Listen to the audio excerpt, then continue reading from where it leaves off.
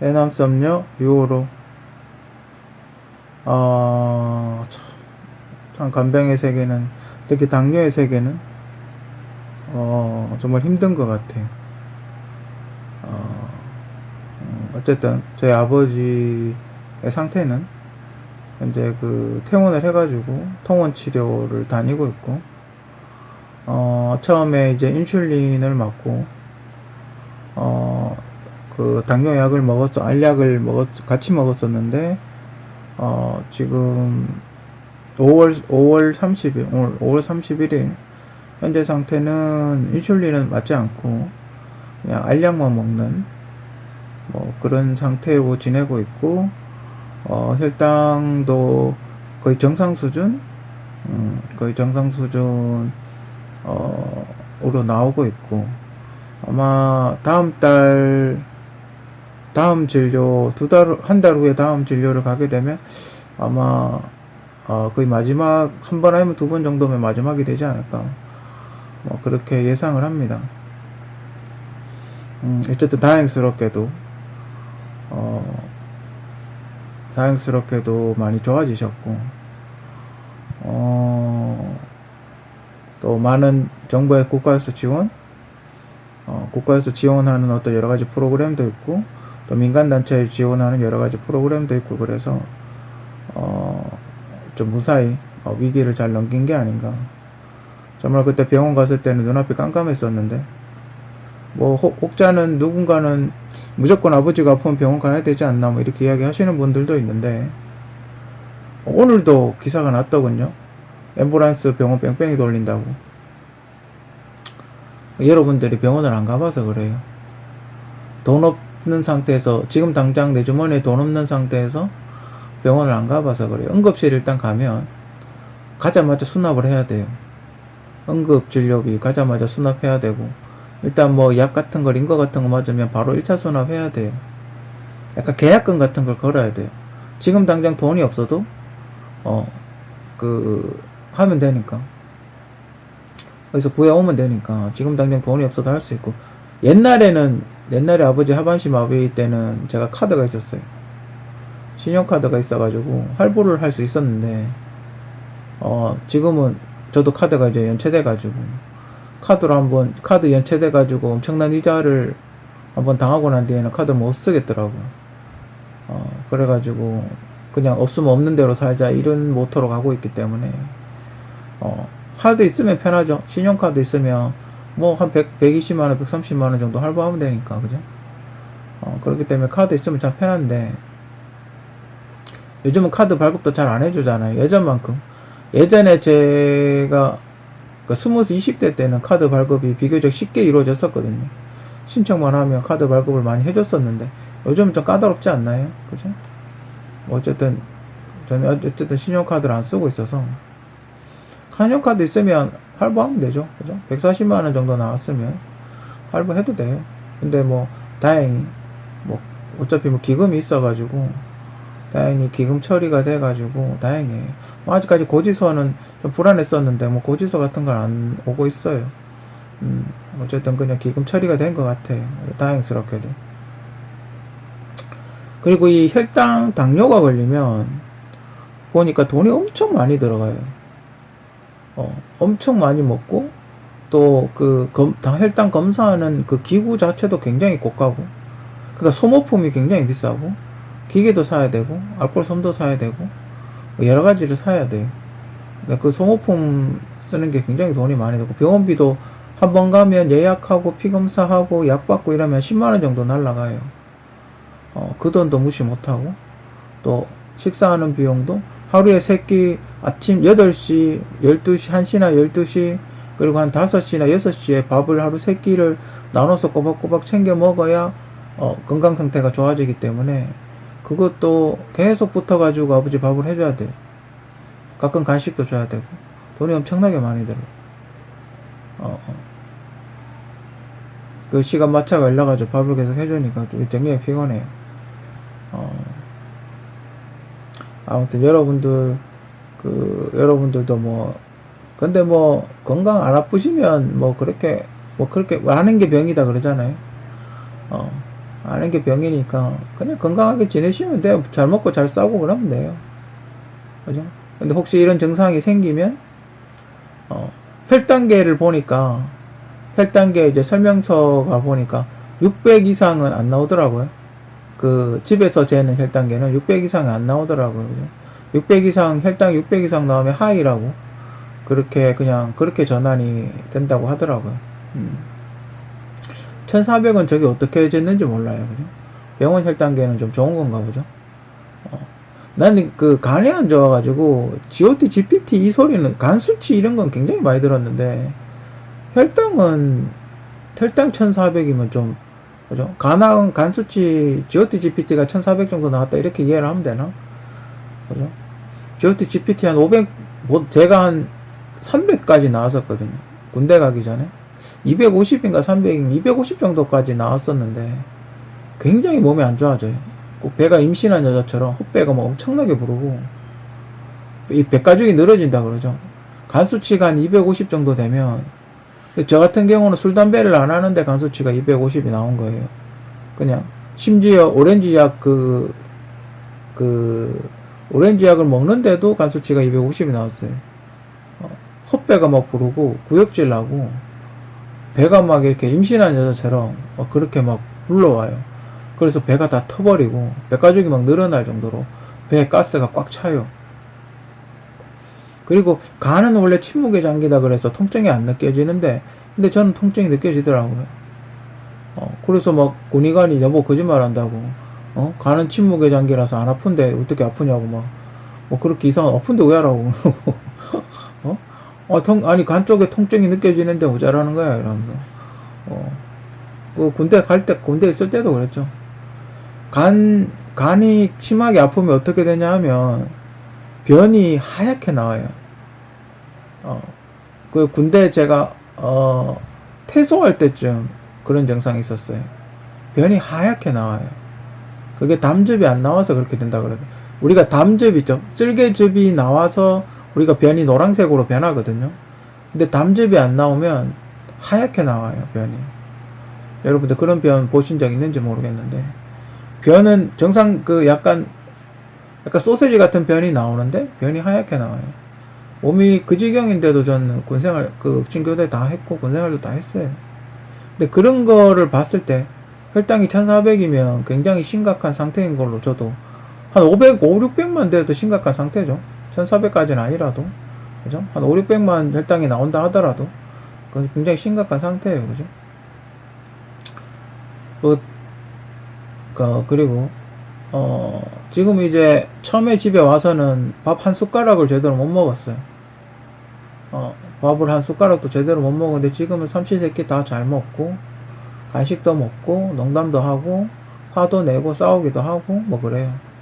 그러니까 예전 한 7, 80% 정도 회복하고 그러니까 좀 멀리 걷는 거 못 한다는 거 조금 이렇게 조금 한 10분 이내 거리를 걸어가지 못한다는 거 그런 거 아직 걷는 게 좀 불편하다 뭐 그 정도가 있고 나머지는 거의 정상으로 돌아온 것 같아. 기억이 조금 안 나는 일시적으로 안 나는 그런 부분이 좀 있는 것 같아요. 그런 거 빼고는 쇼크 먹었을 때 쇼크 받았을 때 기억이 약간 안 나는 거 그때 말했는 걸 기억을 못 한다는 거 뭐 그런 거 좀 있는 것 같고 그런 건 어쩔 수 없죠. 그런 거 하고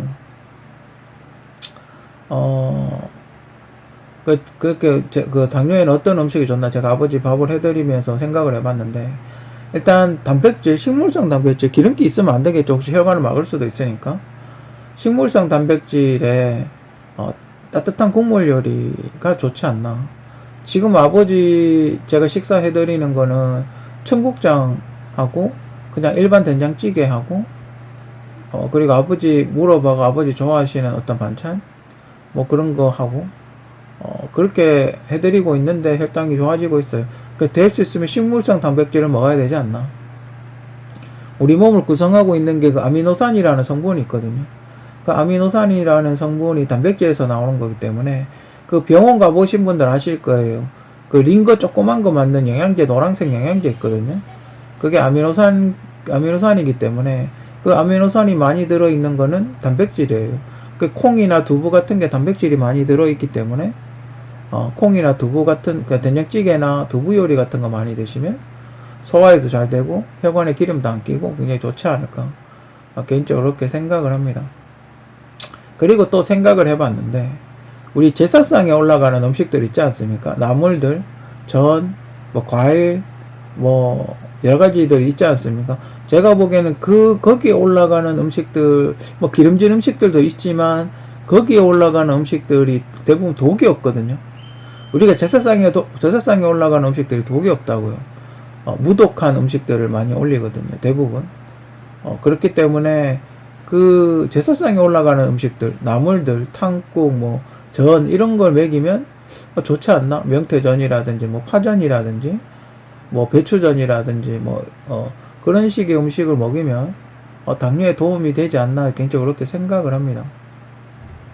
특히 요즘에 이렇게 우리가 알게 모르게 독성 물질을 많이 접하게 돼요. 채소에도 농약을 치고 뭐 그런 걸 하기 때문에 농약이 덜 빠질 수도 있거든요. 그런 걸 오랫동안 섭취하다 보면 내 몸에 그 농약 성분, 잔류 농약 성분이 있을 수 있단 말이죠.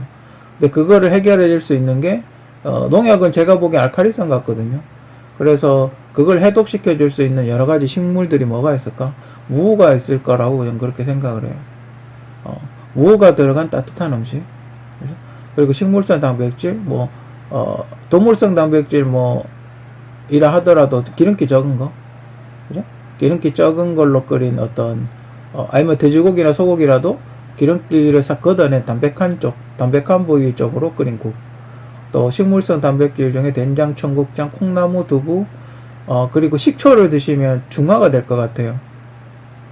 농약의 알칼리성이라고 가정을 했을 때 식초를 먹으면 산성이니까, 식초가 산성이니까 자꾸 식초를 먹다 보면 몸속에 중화가 되겠죠. 그래서 소변으로 아마 나오게 되지 않을까 그렇게 개인적으로 그렇게 생각하는데, 그래서 해독을 할 수 있는 무와 그 산성 물질인 식초를 합쳐서 무를 식초에 절여서 먹는 약간 단무지 같은 거 그런 게 좋을 거라고 생각이 되고, 여유가 있으면 장어를 드시는 게 좋을 것 같아요. 여유가 있으면 근데 장어가 좀 비싸니까, 그죠? 장어를 전문점에서 가서 먹으면 생강 초절임하고 같이 주죠. 그죠? 일식집 가면 그렇기 때문에 그런 초절임을 주는 이유는 식중독 예방 때문이죠. 그래서 그 일식집 가면 식초에 절인 뭐 양파라든지 뭐 이런 거 많이 줘요. 그 이유가 그거예요. 식중독 예방 때문에. 날생선을 먹으니까 뭐 구운 생선도 먹지만 생선을 많이 먹기 때문에 식중독 걸릴 확률이 높아서 초절임을 많이 주는 거예요. 아무튼 그렇게 먹으면 좋지 않을까. 지금 아버지는 그렇게 먹고 나서 상태가 상당히 좋아졌어요. 호전되고 있고 좋아졌기 때문에 제가 한번 이야기 드리는 거예요. 그리고 제가 입원했을 때, 아버지하고 입원했을 때 이틀 있다가 왜 있지 않습니까? 모친 그 방치 부부 구속됐다고 재판 중이라고 그런 얘기 제가 했었지 않습니까? 뉴스에 났다고. 그래서 그걸 기본되는 게 뭐냐? 효자법이거든요. 효자법이라는 게 있어요. 그러니까 부모를 제대로 모시지 않으면 감옥에 보내는 그런 이상하다고 하긴 좀 그렇지만 어떤 그런 법이 있어요. 실제로 한국에 존재를 해요. 그래서 비교를 한번 해봤어요. 고아라, 여러분들 카라에 고아라, 자살했던 고아라 아시죠? 고아라 엄마와 모친 방지 부부를 비교를 한번 해봤어요. 자, 고아라 어머니는 어때요? 고아라가 어렸을 때, 고아라 친구가 어렸을 때 자식을 버리고 집을 나갔어요. 근데 고아라 친구가 죽었다고, 고아라 친구가 돈을 많이 벌었잖아요. 그러니까 고아라 친구가 자살을 해서 상속이 생기니까 상속을 받으러 왔어요. 상속을 청구를 했어요. 자, 그래도 상속을 받았어요. 심지어 엄마 몫의 상속을 받았어요. 그런데 그 사람은 무죄였는데 자식은 엄마를 한 12시간, 뭐 길어봐야 12시간 방치했다고. 실형은 10개월? 이건 좀 문제가 있지 않나? 그죠? 물론 제가 자세한 상황은 모르겠어요. 뉴스에는 어떻게 나왔었냐 하면, 뭐 어머님이 피곤해서 주무시는 것 같아서 그냥 내버려 뒀는데 너무 오래 주무셔서 가보니까 사망을 하셨더라. 뭐 이렇게 이야기 뉴스에는 그렇게 나왔는데 그거는 방치했다고 보기 좀 힘들죠. 어르신 주무시나 보다. 우리 아버지도 그럴 때 있어요. 저도 잤다가 눈 떠보면 하루 정도 24시간 정도 자고 그럴 때 있어요. 작업하다 보면 유튜버들은 잘 알 거예요. 막 하루 종일 막 20몇 시간 작업하다가 잠깐 눈 붙였는데 하루 지나고 막 이런 경우 되게 많잖아요. 뭐 그렇게 생각을 한 게 아닌가. 주무시니까 그냥 내버려 둬라 뭐 이렇게 생각한 게 아닌가. 배고프면 밥 먹겠지. 그랬는데 뭐 실제로 최근에 사건들이 있었죠. 최근에 어젠가 또 누가 하면 부모인가 누구를 살해해가지고 구속된 또 친구가 하나 있고, 얼마 전에 또 사건이 있었던 게 아버지 시신을 냉장고에 넣어놨다가 구속된 친구가 있었죠. 아무튼 여러 가지 그런 사건들이 안 좋은 사건들이 있었기 때문에 좀 더 강화를 하는 게 아닌가라는 생각도 들기도 하지만, 근데 좀 문제가 있지 않나? 그죠? 좀 문제가 있지 않나? 자연사까지 그렇게 하는 거는 좀 문제가 있지 않나? 그죠? 아니면 구하라 어머니 같은 부분은 상속을 못 받게 하든지, 그죠? 뭐 뭔가 대책이 있어야 되잖아. 어떤 사람은 자식을 그러면 자식은 부모를 버려도 아무 죄가 안 되고, 부모는 자식을 버려도 아무 죄가 안 되는데, 자식은 부모를 잠깐만 방치해도 실형을 받는다는 게, 이건 너무 형평성에 안 맞지 않나? 그죠? 지금 정부가 하고 있는 정책들을 보면, 노인 인구가 증가를 하니까, 자식에게 그 노인의 어떤 부양 책임을 다 떠넘기고 있는 게 아닌가? 그죠? 왜냐하면 정부가 감당하기는 지금 엄청나게 힘드니까. 우리 산업, 대한민국의 어떤 일으키기 위해서 열심히 일하셨던 분들은 아닙니까? 그죠? 지금 대한민국이 이런 경제 성장을 할 수 있도록 어떻게든 일조를 하신 분들인데, 국가에서는 그렇게 경제 발전시키고 희생을 시켜놓고, 이제 노동력이 안 되니까 모르겠다, 자식한테 떠넘기겠다, 뭐 이런 정책을 취하고 있는 겁니까? 그죠? 예전부터 노인 문제에 대한 심각성은 계속해서 몇십 년 전부터 이야기를 했었어요. 그래서 기초연금이라든지 국민연금이라든지 뭐 그런 걸 만들었었죠. 근데 국민연금은 제가 보기엔 큰 의미가 없는 것 같고, 기초연금 같은 경우는 좀 그래도 그나마 국민연금의 사각지대를 없애고자 만든 거죠. 그죠? 그것도 지금 문제가 많죠. 그죠? 물론 모두가 효자는 아니지만 선의의 피해자가 생기지 않도록 하는 게 해야 되지 않도록 해야 되는 게 개인적인 의견이고, 저 같은 사람도 있지 않습니까? 전 초등학교 4학년 때부터 어머니 간병을 했었는데, 대학병원 가가지고 입원하고 그 옆에서 어머니 수발 들고 그랬었는데, 저는 진짜 제 인생의 한 3분의 2 정도는 부모님 뒤치다거리 하느라 인생을 보냈었는데, 저 같은 사람 어떡하냐 이 말이죠. 저 같은 사람이 잠깐 방치했다고, 잠깐 어디 볼일 보러 갔다 왔는데 돌아가셨다고 제가 구속돼야 되냐요? 그건 너무 법의 형평성에 안 맞지 않나? 그죠? 뭔가 예외 규정을 두든지, 이런 거는 좀 문제가 있지 않나? 개인적으로 그렇게 생각을 합니다. 부모님 용돈에 증여세를 붙인답니다. 10년간 5천만 원 이하 부모님 소득이 있을 경우 부가세 대상이랍니다. 미성년자에겐 10년간 2천만 원, 성인 자녀에겐 10년간 5천만 원 이상을 줄 경우 증여세를 져야 된답니다. 부모님이 성인 자녀한테 1년에 500만 원, 한 달에 41만 원 정도 넘게 받으면 안 되는, 41만 원 정도 약간 기초연금 정도 수준의 돈을 부모님한테 드리면 증여세를 내야 되는 거죠.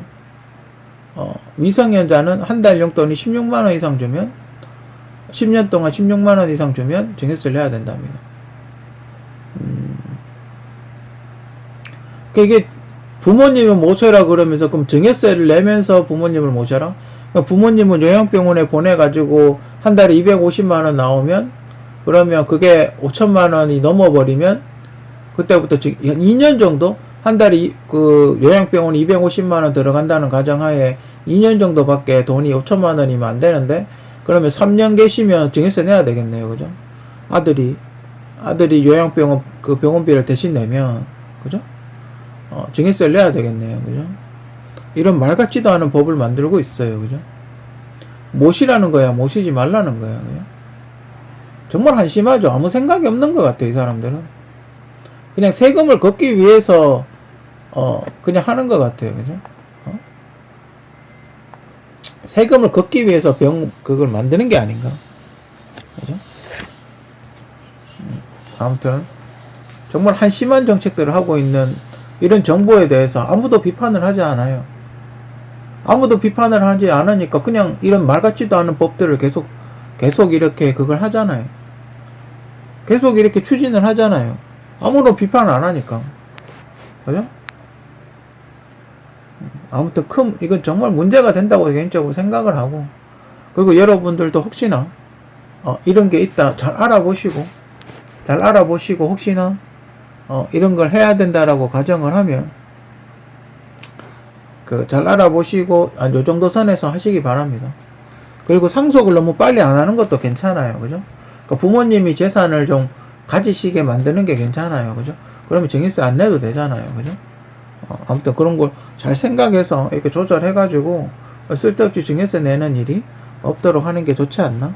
개인적으로 그렇게 생각을 합니다. 노인을 위한 국가는 없다. 누구나 노인이 될 수 있습니다. 4차 산업혁명이 도움을 드릴 수 있을지 모르겠지만 한국은 빠르게 늙어가고 있는 국가라고 그렇게 알려져 있죠. 정부는 과연 어떤 대책이 있는지. 저출산과 노인 문제는 뗄래야 뗄 수가 없습니다. 요즘같이 자식을 많이 놓지 않고 혼자서 싱글족이 많은 세대지 않습니까? 그러니까 우리가 유럽 옛날에 제가 한 20년 전에 유럽에서 애 놓으면 돈 준다 그랬을 때 사람들이 다 미쳤다 그랬어요. 애 셋 놓으면 정부에서 지원해 준다 이럴 때 다 미쳤다 그랬다고요. 근데 지금 한국이 유럽식 교육을 받고 있다 보니까 애기를 안 놓고 있어요. 그죠? 그러다 보니까 지금 심각한 저출산의 시대에 와 있고 이민자를 받아들여야 되는 그런 시기에 오게 됐어요. 적정 수의 인구가 있어야지 사회나 국가가 돌아가니까요. 근데 문제는 그게 있죠. 한국인은 군대를 가는데 외국인은 와서 살아도 군대를 안 가죠. 뭐요? 이방인들은 군대를 안 가니까 그게 문제가 되겠죠. 하여튼 그런 여러 가지 사회 문제가 생길 수가 있어요. 과연 정부는 어떤 대책이 있는지. 그죠? 그래서 저출산에 대해서 심각하게 고민을 하고 있고, 문재인 정부 때 280조를 쏟아부었죠. 그리고 이제 마이너스가 됐고, 그리고 TV 광고에서는, 경력단들 되니까 애 안 넣을 겁니다. 이런 광고하고 있었고, 그죠? 지금도 한 1년, 280조 대략, 문재인 정권 5년 동안 280조를 썼다 그랬을 때, 5년 나누게 하면 대략 한 1년에 50조 정도 쓰죠. 저출산에. 그리고 또 성인지 교육 한다고 한 30조씩 1년에 쓰죠. 그리고 여성부 예산 1조 4천억이 있어요. 그죠? 이것만 합쳐도 다른 예산 뭐 조금 더 붙이면 100조 정도를 어디에 쓰는지도 알 수 없게 현재도 쓰고 있어요. 현재도 100조 정도를 어딘가에 쓰고 있어요. 지금 굉장히 금리가 오르고 심각한 상황이고 빚이 지금 1000조를 돌파하고 있는 이런 상황에서 우리가 그때 예상을 했었죠. 문재인 정권 2, 3년 차 때 빚이 1000조 돌파할 거다. 그때 빚이 한 600조 정도 있었을 때 빚이 1000조 돌파할 거라 그렇게 이야기를 했었죠. 역시 예상대로 지금 빚이 1000조를 돌파했어요. 한국 빚이. 이제 금리도 올랐으니까 빚이 더 급작스럽게 늘어나겠죠. 근데 문제는 말입니다. 빚이 늘어도 어딘가에 투자를 하고 무언가를 만들고 미래를 위한 먹거리를 위해서 투자하고 이랬으면 괜찮아요. 근데 그런 거 하나도 없고 그냥 흥청망청 썼다 이 말이에요. 어디에 썼는지 알 수도 없어요. 무려 300조가 넘는 무려 몇 조죠? 한 500조 가까이 되는 돈을 어디 썼는지 흔적도 없어요. 이 중요한 시기에 대한민국이 한 단계 더 발전할 수 있는 이런 중요한 시기에 그 500조나 되는 어마어마한 돈을 심지어 빚을 내가면서 어디에 썼는지 알 수가 없어요. 부자들도 세월 앞에 무기력하죠. 지금 재벌 작년에 문재인 정권 때 굉장히 많이 죽었죠. 재벌 회장님도 굉장히 많이 죽었죠. 그죠? 옛날에 과거 진시황제 때도 불로초를 찾으려고 수많은 사람들을 이렇게 보냈던 적이 있죠. 한때는 그 실버타운이 유행이었던 적이 있어요. 제가 한 30살 때쯤 이제 노후 대책 해야 된다 이래가지고 시골에 공기 좋은데 실버타운 만든다고 막 그래가 분양도 하고 막 그랬었던 적이 있어요. 근데 지금 보니까 그게 접근성이 좀 떨어지나 봐요. 그러니까 의료시설이 없어서 그런지 모르겠는데 접근성이 좀 떨어지나 봐요. 그래서 지금은 요양원이 많더라고요. 그러니까 의료진이 있는 상태에서 어떤 침대에 이렇게 생활할 수 있는, 저희 아버지도 보니까 요양원을 병원에서 추천을 하더라고. 근데 요양원비가 만만치가 않아요. 저희 집 주변에도 요양원이 크고 작은 약간 고시원 같은 요양원이 굉장히 많아요. 고시원만 하죠, 그죠? 요양원이라고 하는 게 고시원만 해요, 그죠? 고시원보다 조금 더 클래나?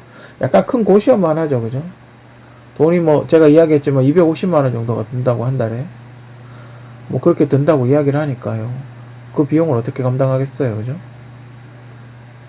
구체적이고 체계화된, 지금이라도 구체적이고 체계화된 노인 프로그램이 필요하지 않나? 그죠? 전문 인력 양성해가지고 계속적인 어떤 질병 추적, 노인들이 많이 드는 질병, 노안에 의해서 들어가는 질병들을 집중적으로 연구를 해야 되지 않나. 그리고 노인들의 보조기, 그러니까 무릎이 아프다든지, 허리가 아프다든지 이래가지고, 전동 휠체어 같은 거 타고 다니시잖아요. 근데 꼭 장애인이 아니라도, 전동 휠체어 같은 거 조금 이렇게 대량 생산해가지고, 정부에서 좀 보조를 해줘야 되지 않나. 어르신들 타고 다니시게, 그죠? 좀 약간 저렴하게 되게 무겁게 만들어 놨잖아요. 저도 옛날에 그게 꽤 오래됐는데 어떤 장애인 동네에서 어떤 장애인분이 술을 드시고 그 전동 휠체어, 오토바이 같이 생긴 전동 휠체어가 타고 가다가 그 주차장에 이렇게 처박으셨나 봐요. 그래가 넘어졌던 분을 제가 이렇게 세워드렸던 적이 있는데 그게 상당히 무거워요. 오토바이만큼 무겁단 말이에요. 그 배터리 전동 휠체어 같이 이렇게 오토바이 같이 타고 다니는 그게 상당히 무거워요. 그거 깔리면 못 일어나요. 배터리가 상당히 무겁거든요. 일어나기 굉장히 힘들어요. 그래서 좀 경량화 시켜서 만들 필요가 있지 않나. 정부에서 그런 거에 대해서 보조금을 좀 지급해야 되지 않나. 그 전기차처럼. 노인도 할 수 있는 가벼운 노동 일자리. 요즘 분들 그렇게 이야기하죠. 내가 60, 70이 돼도, 일을 하고 싶다. 내가 집에서 그냥 가만히 앉아가지고 그러고 싶지 않다. 그냥 뭐라도 하고 싶다라고 그렇게 이야기하시는 분들이 굉장히 많아요. 그죠? 그러니까 그분들이 어느 정도 경험이 있고, 자신들의 어떤 나름대로의 삶의 지혜가 있고, 그리고, 이렇게 가벼운 일자리 같은 거, 공공근로급의 어떤 가벼운 일자리 같은 건 충분히 저는 할 수 있다고 봐요. 그러니까 비닐하우스 같은 데서 깻잎 딴다든지, 딸기를 딴다든지, 그러니까 너무 무리하게는 안 시키는 거죠. 그러니까 한 4시간이나 8시간 이상은 안 시키는 거죠. 그죠? 그런 가벼운 어떤, 빨리 안 해도 되고, 그죠? 천천히 하는 그런 걸 하고, 이렇게 돈을 받는, 그런 걸 또, 정부에서 보조를 해주는, 그러면 서로가 약간씩 운동도 되고 좋지 않나? 그죠? 그런 일자리 같은 거, 아날로그 일자리 같은 걸 만들어야 되지 않나? 그죠? 그리고 노인이 입을 수 있는 로봇 기구, 일본에서는 이미 많이 만들었죠. 그 웨어러블 기기라고, 이렇게 옷에 착용해가지고, 보행을 도와주는, 그죠? 전동으로 이렇게 보행 도와주는 그런 거에 대해서 연구를 좀 많이 해야 되지 않나. 그죠? 지금 다른 나라들은 그런 거에 대해서 연구를 굉장히 많이 하고 있어요. 왜냐하면 지금 평균 수명이 굉장히 올라가고 있으니까요. 근데 한국은 그런 거에서 좀 뒤처져 있고 상용화에 뒤처져 있지 않나? 그런 거에 대해서 관심이 좀 없지 않나? 그죠? 하여튼 국립장례소와 절차교육. 그래서 그 노인들이 만약에 가족이 없는 독거 노인들이 돌아가셨을 때 어떻게 할 것이냐. 일본을 또 예를 들자면 일본은 그런 독거 노인들의 어떤 돌아가셨을 때 화장을 하고 소지품을 보관하고 있다가 혹 그 누구 이렇게 가족이나 누구한테 전달하는 그런 전문적으로 그런 것만 하는 사람이 있다 하더라고요. 우리나라도 그런 거에 대해서 그걸 해야 되지 않나? 교육을 좀 해야 되지 않나? 그래서 제가 생각해 본 건 국립장례소가 있으면 참 좋지 않겠나? 그죠? 낙고에서 운영하는 굉장히 저렴한 비용의 어떤 장례식장이 있으면 좋지 않을까? 그죠? 그럼 그쪽 가서 장례식을 하면 되잖아요. 그죠? 여러분들 그거 아세요? 의료보험 누가 사망을 하게 되면 의료보험 관리공단에서 돈 나오는 거 아세요? 장례비라고? 예전에 저희 어머니 돌아가셨을 때 한 50만원 나왔나? 92년도 물가로 50만원 정도 그때 받았던 것 같아요. 의료보험 관리공단 요즘 주는지 모르겠는데 의료보험 관리공단에서 장례비 하라고 장례비 약간 나와요. 근데 요즘 어떤가 모르겠는데 하여튼 그때 나왔어요. 그러니까 노인 인구 대비 저출산이 심각하지 않습니까? 그 만약에 아버지나 할아버지 나이 많은 아버지나 아니면 할아버지하고 손자 살거나 아버지하고 아들하고 자식하고 둘이 살거나 이러면 만약에 아버지가 이렇게 돌아가시면 그 자식이 절차를 모르잖아요. 내가 어떻게 아버지를 장례식을 치러야 되는지 절차를 모르잖아요. 친척분들이 있으면 와서 도와주겠지만 만약에 없을 경우 자식이 어리고 만약에 미성년자인데 아버지가 돌아가셨으면 자식이 어떻게 해야 될지 모르잖아요. 그죠? 그런 거에 대해서 국립장례식장이 있으면 학교에서 부모님이 돌아가셨을 때 이런 절차에 의해서 가서 장례식을 해라. 연락을 해서 뭐 시체를 안치하고 뭐 그렇게 해라. 라고 이야기를 해준다면 굉장히 좋지 않을까. 전 개인적으로 그렇게 생각을 해요. 그죠? 왜냐면 앞으로 이런 문제가 심각하게 많이 발생을 할 테니까. 예전에 그런 사건이 있었죠. 어떤 초등학생 아이였는데 어머니가 하고 둘이 살다가 어머니가 돌아가셨어요. 그 어머니하고 죽은 어머니하고 시체하고 30일 동안 같이 집에서 어떻게 해야 될지 몰라서 같이 집에서 살았던 경우가 있어요. 그런 일이 앞으로 비일비재하게 일어나지 않을까. 그리고 최근에 그 약간 좀 이상한 사건이긴 한데 아버지를 그 냉장고에 넣어놨던 그 사건이 있었죠. 아버지가 돌아가셨는데 냉장고 안에 아버지 시신을 넣어놨던. 저는 그것도 이런 거에 대해서 비슷한 사례가 아닌가. 어떻게 해야 될지를 몰라서 시체는 계속 부패하니까 냉장고에 자기도 모르게 냉장고에 넣어놓은 게 아닌가. 그러니까 이런 국립장례소, 저렴한 국립장례소와 절차 교육을 미리 받았다면 아버지가 돌아가셨으면 어딘가 119 같은데 전화해서 시신을 옮기고 사망진단서 발급을 받아서 사망신고를 하고 장례식을 하고 충분히 할 수 있을 텐데 절차 교육을 어떻게 해야 되는지 모르는 거죠. 그죠? 그리고 그 장례 비용이 굉장히 비싸요. 2009년도 물가로 저희 할머니 장례식 시골에서 했었는데 할아버지 할머니 사시던 시골 근처에서 했는데 군급에서 했는데 의령군에서 했는데 그때 되게 허름한 장례식장이었어요.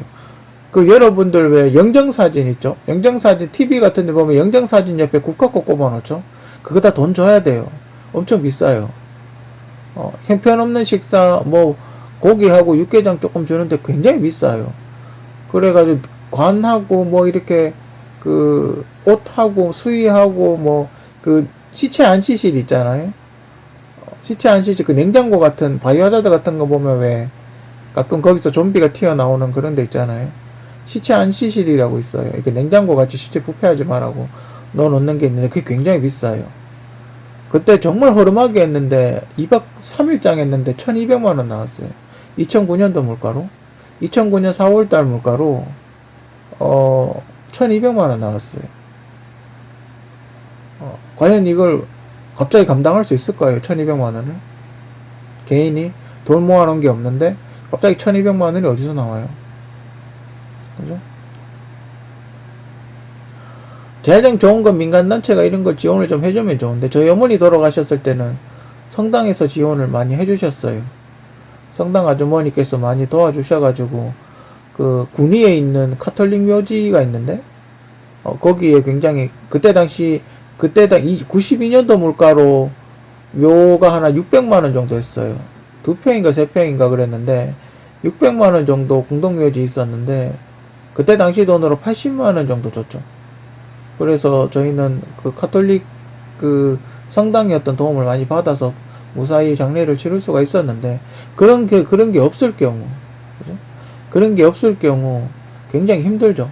상조 회사가 있긴 해요. 뭐 보람상조라든지 그런 상조가 있긴 한데, 그런데 가입을 못하는 저소득층은 굉장히 힘들겠죠. 그죠? 노인 인구와 저출산과 맞물려 가지고 장례식 비용도 사회적 문제가 될 것으로 전 예상이 돼요. 예전에 TV에서 어떤 수녀님 돌아가셨는데, 수녀님 한 분 장례식 근데 그거는 조금 좋게 했어요. 리무진도 하고 조금 좋게 했나 보더라고요. 조금 좋게 했는데 3일장에 3천만 원 들었다 그러더라고요. 굉장히 많이 들어요, 비용이.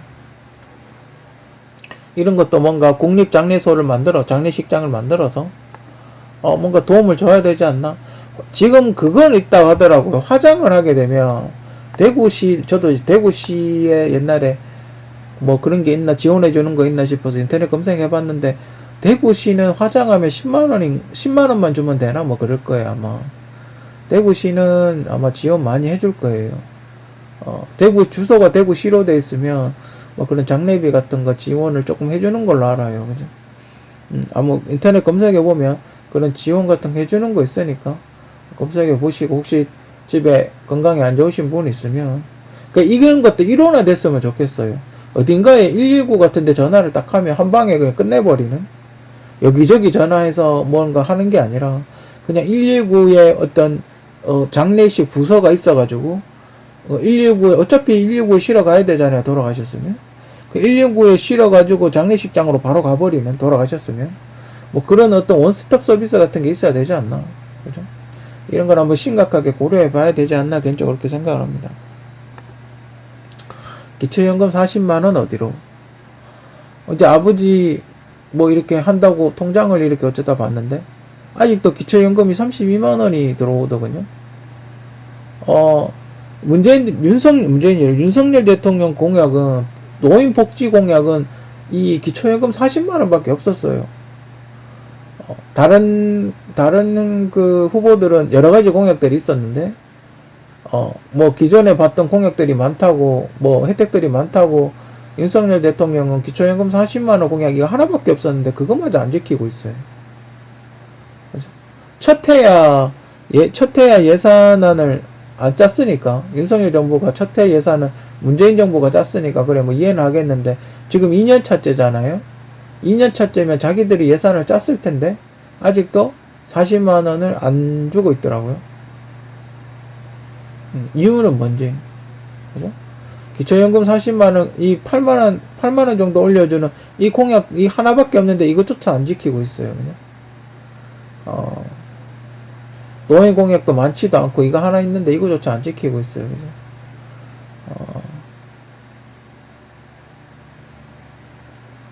큰일이에요, 그죠?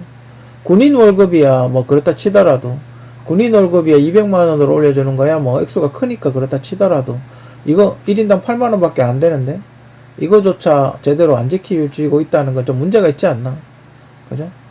지금 경제가 워낙 엉망이라서 영선무역적 좀 얼마 전에 약간 흑자 났다 뭐 그런 얘기를 하긴 하던데, 지금 뭐 내수도 엉망이고 수출도 엉망이고, 그죠? 얼마 전에 그 일본 기업들이 망해가지고 M&A 당해가지고 여기저기 공중분해돼서 팔게 되던 그런 과정이랑 비슷하게, 그죠? 지금 일본이 그때 다 팔아먹어가지고 할 게 없잖아요. 자기들은 뭔가 첨단 산업을 할 거라고 이야기는 하고 있지만 지금 뚜렷하게 뭔가 첨단 산업을 할 수 있는 아무것도 없잖아요. 새로 하고 싶어도 할 수 있는 게 없어요. 옛날엔 아베 때 다 팔아먹어가지고 돈 되는 거 다 팔아먹고 구조정리 해버렸잖아요. 지금 뭔가 하고 싶어도 할 수 있는 게 없어요. 나라가 이런데 방송에선 해외여행을 추천. 해외여행, 요즘 해외여행 가는 프로 엄청나게 많더라고요. 그죠? 근데 뭐, 최근에 또 괌이 있죠. 괌에 그 놀러 갔다가 그 3,000명 정도 고립된, 태풍이 불어가지고 3,000명 정도 고립된 사건이 있었죠.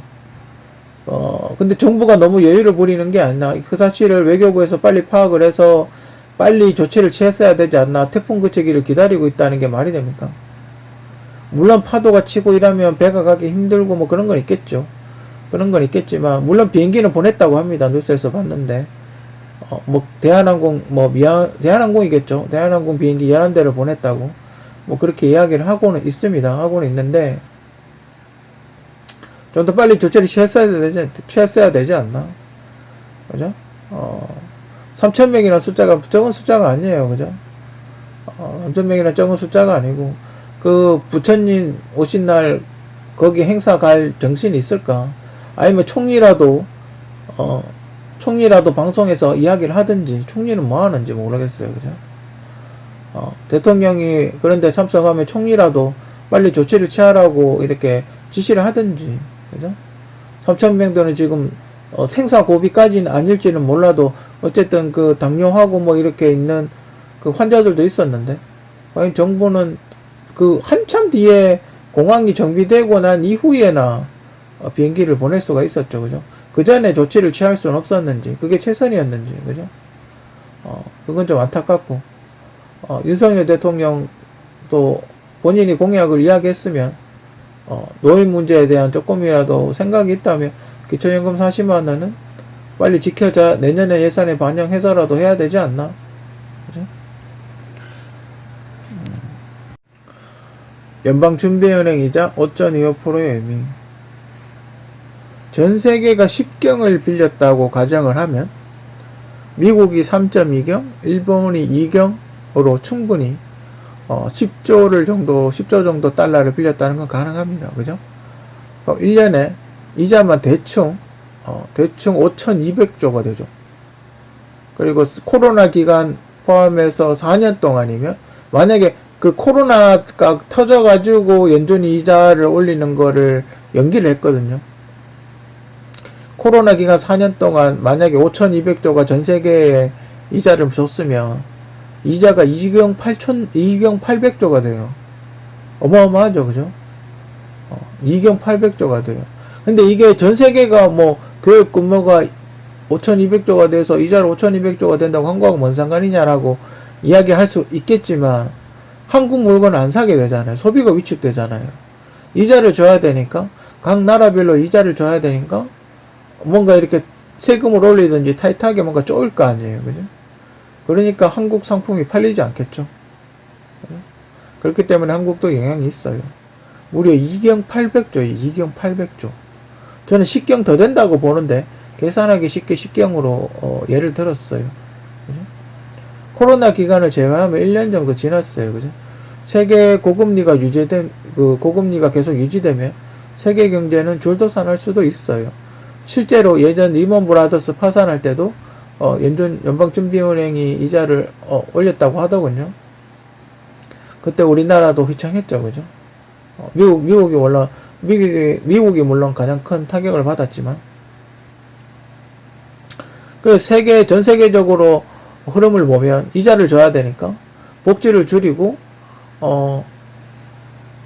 세금을 올리는, 그렇게 해서 연방준비은행에 이자를 물어줘야 되는 그런 상황이에요. 그죠? 한국은 지금 어떻게 하고 있는지. 보통 예전에 제가 정책을 봤을 때 이런 거는 채권을 발행해서 5.25%면 한 3%대 채권을 발행해가지고 연방준비은행에 빌린 돈을 갚아버리죠. 그래서 부채 비율을 약간 낮은 이자로 줄여버리는 어떤 그런 정책을 많이 하죠. 그죠? 한국은 어떻게 하고 있는지, 부채가 맥시멈이 아닌지, 이자를 조금 줄이는 방향으로 가죠. 그죠? 근데 앞으로 연준이 계속 올릴 거라고 이야기하는데, 앞으로 갈수록 더 어마어마해지겠네요. 그죠? 나라들, 이제 돈 많이 빌린 나라들은, 원금 안 갖고 계속 이자만 갖고 버티는 나라들은, 일본이나 이런 나라들은 지금 타격이 엄청날 거예요. 미국도 지금 이미 그 디폴트라 그러죠. 채무 불이행 사태까지 가기 직전이에요. 그죠? 그래서 의회에 그 빚을 늘리는 거에 대해서 지금 협상을 하고 있죠. 그 정도로 지금 빚이 많은 나라들은 어마어마해요. 그죠? 3경 2천조면 우리나라를 2번 정도 살 수 있는 돈이에요. 그죠? 한국은 다른 나라에 비해서 부채 비율이 낮아서 괜찮지 않냐라고 할 수도 있지만, 제가 오늘자 뉴스 방금 이 녹음하기 전에 오늘자 뉴스로 한국도 빚이 1,000조를 돌파했다고. 그러면 한국도 1년에 연방준비은행에 줘야 되는 이자가 한 52조 정도 되죠. 1년에 52조 정도 되죠. 그러면 한 달에 5조 정도 줘야 돼요. 한 달에 한 4조 정도 주겠네요. 그죠? 한 달에 대략 한 4조 정도 이자를 줘야 돼요. 엄청난 돈이죠. 부채 비율이 다른 나라에 비해서 한국은 부채 비율이 나와서 그렇기도 하지만 수출이 감소하고 무역 적자가 심해지고 있어서 경제 지표들이 그런 상황을 안 좋은 상황을 말해주고 있죠. 연속 적자라든지 뭐 그런 게 있기 때문에 지금 상당히 현명하고 지혜로운 경제 정책을 취해야 되지 않나. 그래? 최악의 경제 상황이 올 수도 있으니 충격에 대비하는 준비를 해야 할 것으로 그렇게 생각이 됩니다. 연방준비은행 이자를 내릴 생각은 없는 것 같아요. 당분간은 계속 금리를 올리지 않을까. 코로나 기간 동안 못 올린 금리를 계속 올릴 것 같아요. 그죠? 평균 물가 상승률 3.8%? 전체 물가겠죠. 그죠? 아니면 전달 대비 3.8% 상승? 이겠죠. 그죠? 이 뉴스를 보고 내가 다른 나라에 살고 있나? 서울은 그 정도만 올랐나? 근데 조금 내리긴 했어요. 조금 물가가 안정적으로 저희 시장에 마트를 장보러 가보면 조금 내리긴 했어요. 예전보다 한 500원 정도 내린 것도 있어요. 일본 상품은. 근데 어떤 건 내린 것도 있고, 신선 제품, 무나 채소 같은 거는 좀 안 팔리고 이러면 가격이 조금 떨어지는 경우도 있어요. 그런데 대부분은 다 올랐어요. 평균적으로 최소 500원 이상 올랐어요. 얼마 전 치킨값 3만원이라고 난리치지 않았습니까?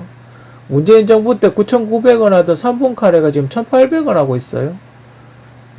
1년 통계치로 보면 물가가 거의 100% 이상 올랐죠. 그죠? 그러면 문재인 정부가 정책을 잘했다는 건 아니에요. 그죠? 그렇다고 문재인 정부가 정책 잘했다는 건 아니에요. 지금 이 사태를 만든 게 문재인 정부니까요. 그러니까 어떤 여유를 없애버렸죠. 그죠? 천천히 시급을 천천히 올려서 물가를 천천히 올렸어야 되는데, 급격하게 시급을 지 스스로 올리는 바람에 뭔가 이렇게 조정을 할 수 있는 게 없어요. 그죠? 뭔가 이렇게 우리가 선택할 수 있는 카드가 몇 개 없다고요. 정부가 계속 이런 식으로 통계치를 장난을 치죠. 여러분들 요번 달 전기세 보셨습니까? 뉴스에서 뭐라고 나오냐 하면 1kW당 얼마 올랐나? 1kW당 8원 올랐나? 8원 올린다 그랬나? 하여튼 뭐 킬로와트당 하여튼 8원 올린다고 그렇게 해서, 그래서 저도 뉴스 보고 얼마 안 오르는갑다 이렇게 생각했는데 한 25%에서 30% 올랐다거든요. 지금 계속 그 통계치 가지고 숫자 가지고 장난치고 있죠. 그죠? 뉴스에서 조금 오른 것 같이 이야기해놓고 실제로 보면 엄청나게 많이 올랐죠. 그죠? 전기세가 왜 오를까요? 그죠? 여러분들, 전기세가 오르면 어떻게 될까요? 모든 물가가 다 올라요. 왜냐면 전기 안 쓰고 물건 만드는 게 없거든요. 모든 물가가 다 오르게 돼 있어요. 그럼 뭐가 오를까요? 부가가치세가 오르겠죠. 세금이 오르겠죠. 그죠? 왜냐면 공산품이 전기를 안 쓰고 못 만들죠. 전기를 써야 만드니까. 물론 뭐 산업용 전기는 약간 다르게 적용하기도 하지만 전기세가 오르게 되면 전체적으로 물가가 다 오르게 돼 있어요. 그죠? 그러면 거기에 대한 퍼센테이지로 또 받겠죠. 정부에서는 거기에 대한 오른 물가의 그 퍼센테이지로 부가가치세를 받겠죠. 그러니까 이 정부는 어찌 보면 전통적인 국민의힘, 그러니까 경상도 정권의 어떤 보수 쪽이라기보다는 민주당 쪽에 가깝지 않나. 문재인 정권의 정책에 그 소득주도 성장을 계속 이어가고 있는 게 아닌가. 그죠? 계속 물가를 올리는 정책을 하고 있죠. 그죠? 계속 물가를 올리는 정책을 하고 있어요. 어떻게든 내리려고 하는 게 아니라 계속해서 물가를 올리는 정책을 하고 있어요. 그죠? 협상도 못하고 있고, 그런 걸 어떻게 낮추려는 능력도 안 되고, 그냥 내버려 두고, 그냥 뭐 저쪽 핑계를 대는 거죠. 시위하는 사람들의 핑계를 대는 거죠. 전혀 설득하고 그러지 않아요. 설득하거나 조정하지 않아요. 그냥 오르는 대로 내버려 두고 있죠. 왜? 핑계를 그 사람들한테, 물가 오르는 탓을 시위하는 사람들 쪽으로 돌리고 있는 거죠. 그죠? 그리고 돈은 챙기고. 이게 만약에 정부가 일반 기업 같으면 벌써 구조조정을 했을 거예요. 그죠? 감원을 하거나 구조조정을 하거나 분명히 그랬을 거예요. 뭐 이렇게 돈 쓸데없이 돈 나가는 거 없는지 그런 거 살펴보고 자동화를 한다든지 그랬을 거예요. 근데 정부는 전혀 그러지 않죠. 정부는 전혀 구조조정을 하지 않아요. 그죠? 오히려 더 뽑고 있죠. 그 문재인 정부 때 공무원들 하도 많이 뽑아놓으니까 지금 그 여러분들이 굉장히 부담스러운 거예요. 그죠? 왜 공무원들 월급 줘야 되니까. 이런 정책들에 여러분들이 관심이 없으면 여러분들 결국 피해는 여러분들한테 가는 거예요.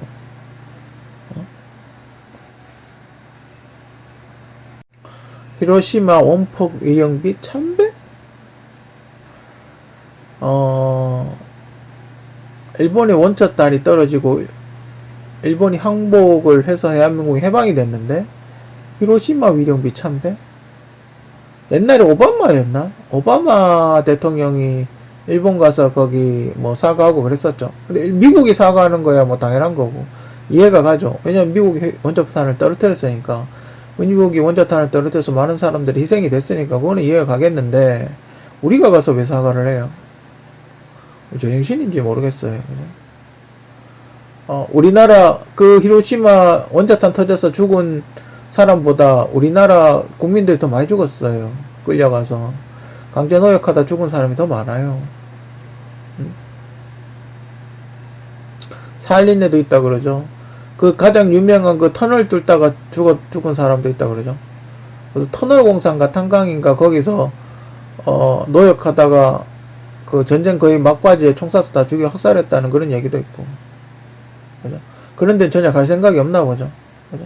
물론 일본하고 사이 관계 정상화를 하는 거에 대해서는 뭐 이견이 없겠죠. 근데 일본이 저런 테러가 나온다면 또다시 경직될 수밖에 없지 않나. 그죠? 전혀 협상을 어떻게 해야 되는지를 전혀 모르는 것 같아요. 친일파들이 많아서 그런지 일본에 유리한 쪽으로 계속 우리가 왜 일본한테 지금 고개를 숙이고 들어가요. 덕담은 거 일본이 빚이 더 많은데 일본이 이경이나 되는 빚이 있어서 연준에 빚을 갚아야 되는 1년에 이자만 해도 어마어마한데 1000조나 되는데 물론 일본의 어떤 경제 규모가 있긴 하지만 그래도 이자가 1년에 1000조나 갚아야 되는 그런 상황에 있는 일본이 지금 답답지. 우리가 뭐가 답답해요. 그죠? 우리는 일본의 빚이 20분의 1밖에 없는데 우리도 그것도 적은 건 아니지만 예전에 그 윤석열 대통령은 전 친일파는 확실한 것 같아요.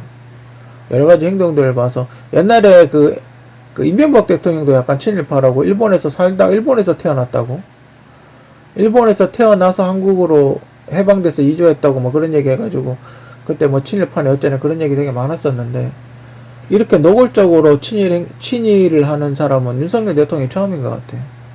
옛날에 윤보선 대통령이라고 있었죠. 예전에 5.16 쿠데타 직전의 대통령 윤보선 대통령인가? 하여튼 옛날에 윤보선 대통령이라고 있었죠. 그 윤보선 대통령의 전철을 밟고 있지 않나? 그죠? 같은 비슷한 실수를 반복하지 않을까? 그때도 보면 다큐멘터리 같은 거 보면 박정희 대통령이 쿠데타를 해가 정권을 잡은 이후에 가장 먼저 했던 게 환을 원으로 바꿨죠. 화폐 개혁을 했죠. 물가가 너무 올라서 분명히 그때도 물가를 올리고 세금을 더 걷는 정책을 했을 거예요. 그 물가가 계속 오르니까 도저히 감당을 안 돼서 화폐 개혁을 했죠. 그죠? 지금이랑 비슷해요.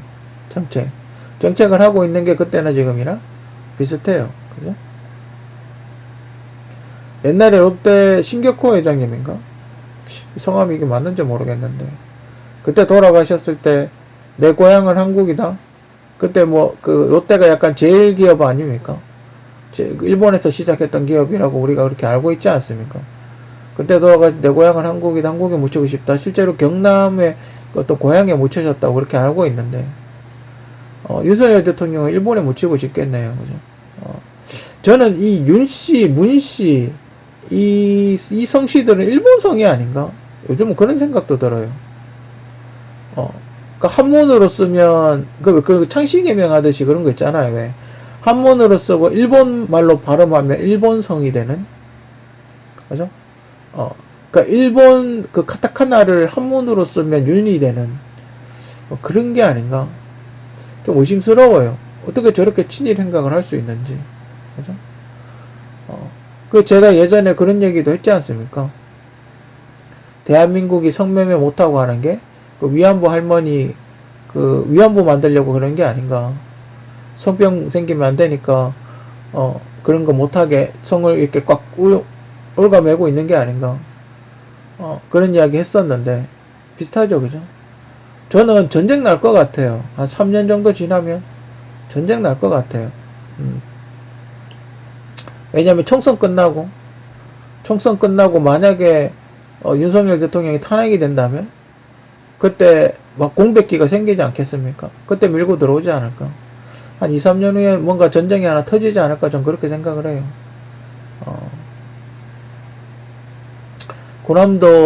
군함도라고 아시죠? 그거 우리 한국에서 끌려가가지고 그 노역하다 많이 돌아가셨다는 그 이상한 약간 무인도 같은 이상한 섬, 그죠? 그 배같이 생겼다고 군함도라 그러죠. 그 영화도 얼마 전에 있지 않습니까? 그 영화의 그 마지막에 여러 가지 이런 글들이 이렇게 올라오고 있어요, 그죠? 그 글들을 잠깐 보면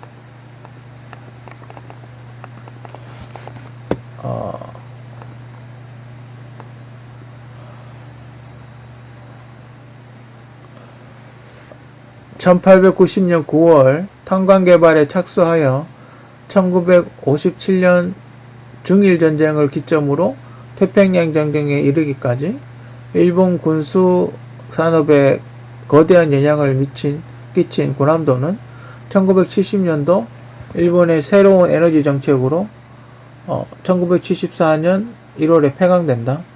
2015년 군함도는 일본 메이지 산업혁명에 포함되어 유네스코 세계문화유산에 등재가 되었다. 현재 일본 정부는 2017년 12월까지 강제징용을 포함한 각 시설의 역사를 사실을 알려야 한다는 유네스코 권고사항을 이행하지 않고 있다. 이렇게 이야기를 하고 있어요. 그냥. 즉 한국 그 일제 식민지에서 식민지하에서 한국인들 데려가서 강제노역시킨 거를 숨기고 있다 이 말이에요.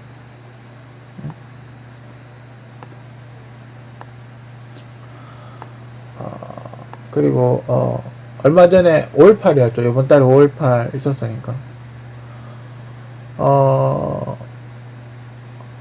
그래서 만화랑 그려봤어요. 지금 사회에 엄청나게 많은 문제들이 있지 않습니까?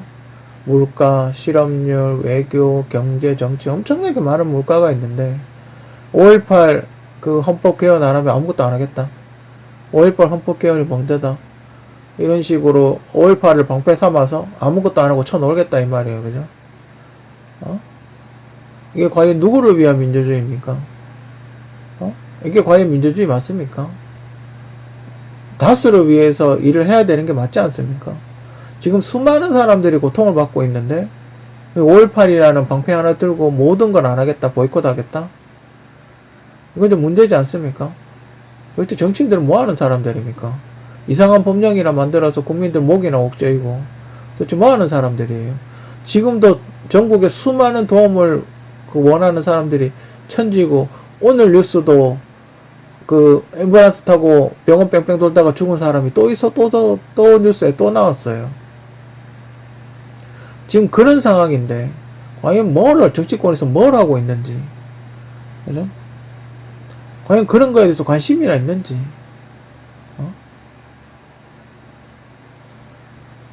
한심해요, 그죠? 오늘 북한에서 위성 미사일 쏘니까 지하 대피소로 대피하라고 그런 문자를 보냈다고 뉴스에 나오더라고요.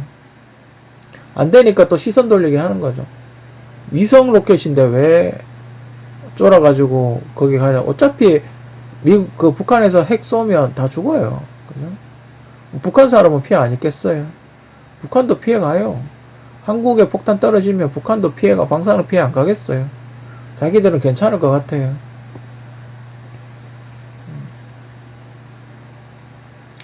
아무튼